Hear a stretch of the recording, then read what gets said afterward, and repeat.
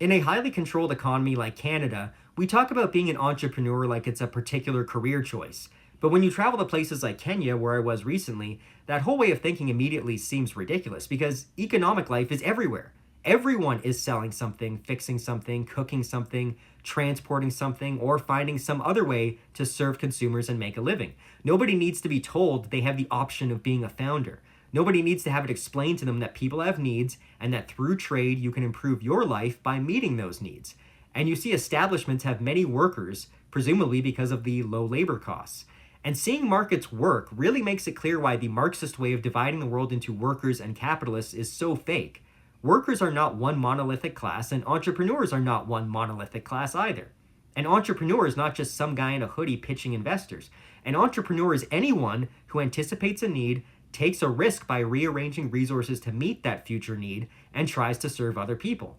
The line between worker and entrepreneur is not as clean as socialists pretend it is. A freelancer is obviously acting entrepreneurially. A contract worker is acting entrepreneurially. In fact, any worker who develops skills, builds a reputation, negotiates, changes positions, specializes, and markets themselves is also using entrepreneurial judgment. He is trying to make his labor more valuable to the people who might buy it. Obviously, some people take bigger risks and employ more people, but the underlying logic is the same. People are constantly adapting by responding to prices, responding to demand, and trying to improve their condition. That is what a market actually is. It is not this machine we somehow enter into. It is not a separate layer above or below society. The market is the hustle and bustle of people peacefully trying to solve problems for each other.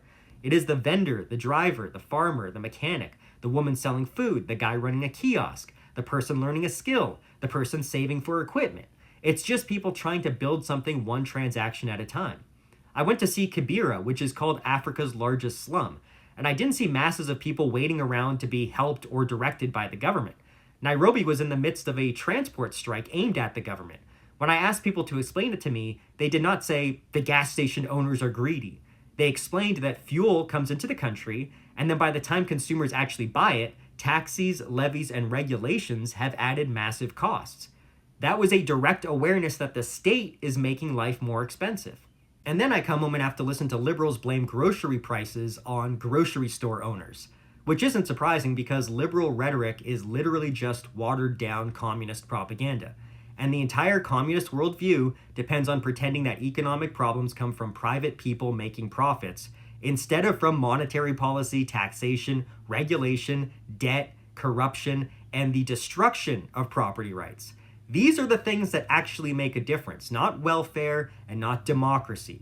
It's Western people who have to be reminded that entrepreneurship is not a lifestyle brand. It is not a credential. It is not a government-supported career track. It is normal human action. It is what people naturally do when they are free enough to trade, adapt, and serve each other. And that's what I saw. Despite the poverty, a lot of it, all being done in the shadow of giant government projects like the billion-dollar Talanta Sports City Stadium. A project for the people, of course, like they all are. But what is actually helping people isn't politicians announcing giant national projects. It's clearly the simple tools that make ordinary exchange easier, namely digital payments, ride sharing, and internet access. Ways for people to transact more securely, hold money more safely, find customers, move around, and do business with less friction. That is actual innovation that you can see is making people richer. And Africa has suffered under that attitude of government paternalism for generations. Kenya itself had African socialism directly written into its post-independence planning documents, and across the continent you had different versions of the same basic mindset. State-led development, nationalization, central planning, import controls, political allocation, and the belief that politicians could organize society from the top down. Kenya was not the most extreme Marxist case in Africa, but it still was shaped by this same post-colonial belief that the state had to direct development. In other countries, it was even more explicit. Tanzania had Unjama, and Ghana had Nkrumah socialist planning.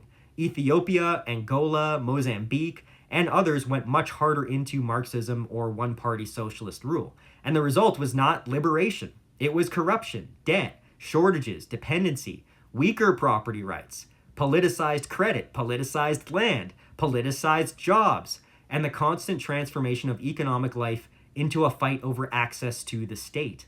African countries are full of hardworking, entrepreneurial people, but they are still being held back by giant states, bloated bureaucracies, insecure property rights, corruption, political patronage, and the assumption that development means politicians announcing another giant national project. The people are not lacking initiative. They are being forced to operate under systems that make ordinary business harder than it needs to be, just like we are now in our Western form of socialism we call the mixed economy. When politicians say they need to stimulate the economy, what they mean is they want to manage, subsidize, regulate, and take credit for what people are already going to do. They act like capital would be better directed from above, as if some official knows better than millions of people on the ground what risks are worth taking, what businesses should exist, what projects matter, and where resources should go. But that is the arrogance of statism, the assumption that the economy is waiting for a politician to activate it or stimulate it. It's not. People are already adapting. They are already solving problems. They are already discovering what others need through trade. And every dollar the state pulls into some political project is a dollar that cannot be used by the people actually living with the consequences. Everywhere in the world, it's clear people need the same things. They need secure property, sound money, enforceable contracts, and freedom from political extraction. They need to know that when they build, it will not simply be taken. They need to know that contracts mean something. They need to know that saving money is not pointless because inflation or taxation will destroy it. They need to know that if they improve land, build a store, buy equipment, or grow a customer base, the state will not treat that success as a new revenue stream. They clearly do not need the state to teach them how to be entrepreneurs. They need the state to stop suffocating them.